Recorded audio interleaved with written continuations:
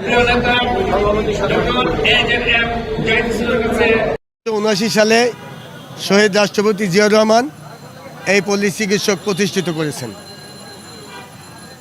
তো আমরা এই সারা বাংলাদেশে পল্লী চিকিৎসক সমিতি নামে পরিচিত ছিলাম।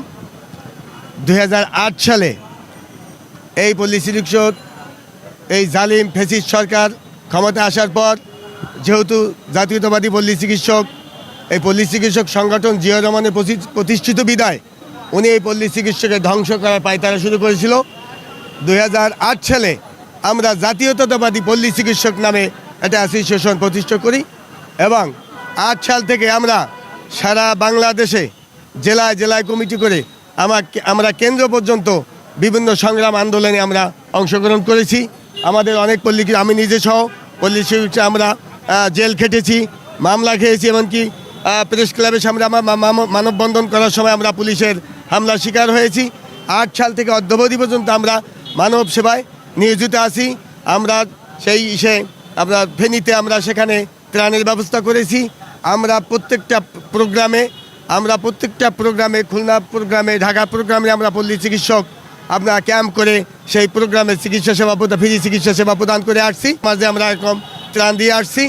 আজকে আমরা তার ধারাবাহিকতায় আজকে আমরা কেন্দ্রীয় কার্যক্রমের আমাদের কেন্দ্রীয় কর্মসূচি হিসাবে আমরা পল্লী চিকিৎসক জাতীয়তাবাদী পল্লী চিকিৎসক হিসাবে অনুদান দিয়েছি। এটাই আমাদের সংগঠনের সামাজিক এবং মানব কল্যাণের কার্যক্রম।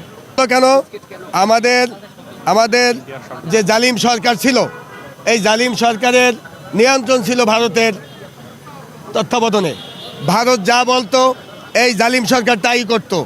এই জালিম সরকার প্রথম ক্ষমতা আসার সাথে সাথেই আপনার দেখেন পিলখানার হত্যা, সেনাবাহিনীর হত্যা এদের ভারতের পরামর্শে হয়েছিল। এখন উনি এদেশের ওনার কিছু ছিল না, ওই দেশে ওনার বংশগত কিছু নেই, সবই দেশের বাইরে। উনি যদি দেশের নাগরিক হতো, দেশের জন্য তার দেশপ্রেমিক থাকতো, তা বাংলাদেশের অবস্থা এরকম তিনি করতে পারতেন না।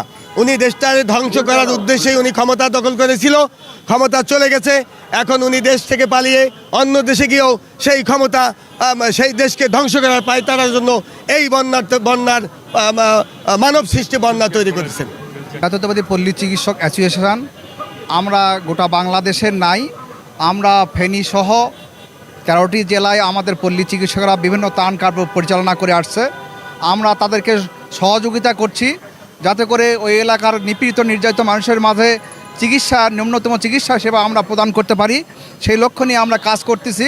তার আলোকেই আজকে যেহেতু আমাদের নেতা তারেক রহমান তিনি আমাদেরকে আহ্বান করেছেন যে আমাদের ত্রাণ তহবিল গঠন করেছেন, সেই আলোকেই আমরা জাতীয়তাবাদী পল্লী চিকিৎসক অ্যাসোসিয়েশন এই ত্রাণ তহবিলে আমাদের সমস্ত অর্থ আজকে আমরা তার আদেশে তার আহ্বানে আমরা এখানে প্রাণ তহবিলে আজকে আমাদের অর্থ প্রদান করলাম। চিকিৎসক আগেও ছিল, এখনও আছে, ভবিষ্যতেও থাকবে, কিন্তু গত শেখ হাসিনার সরকার পল্লী চিকিৎসকদের হেউ প্রতিপন্ন করে তাদেরকে একটি নীল নকশার মাধ্যমে গোটা দেশ থেকে ধ্বংস করে দেওয়ার চেষ্টা করেছিল।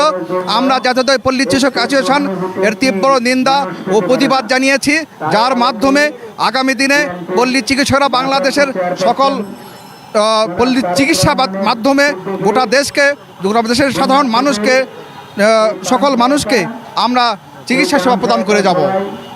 আমরা আমাদের আগের বক্তারা সব কথা বলেই গেছে, এখন আমার বলার শুধু একটাই কথা যে বাংলাদেশ এই সরকারের আমলে 18 সালের পর থেকে যে আমাদের দেশে প্রাণঘাতী যে ব্যাধি ছিলেন সেটা হলো যে ডিজিজটা আমাদের ছিল, সেখানে আমাদের দেশের বড় বড় MBBS ডাক্তার মেডিকেল অফিসাররা 26 দিন কোনো রুগীপত্র দেখে নাই।